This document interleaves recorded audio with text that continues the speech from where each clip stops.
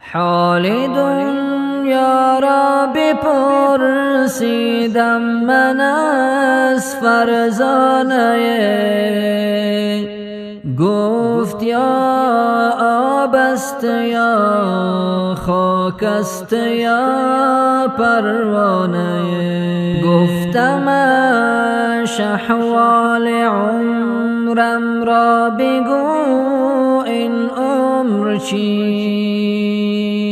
گفت یا برق است یا باد است یا افسانه. گفتمش اینها که می‌بینی چرا دل بستن؟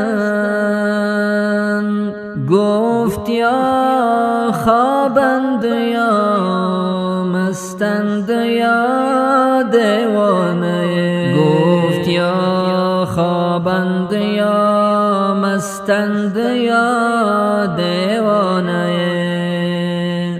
گفتمش احوال جانم را پس از مردن بگو. گفت یا باغ است یا نار است یا ویرانه. گفت یا باغ است یا نار است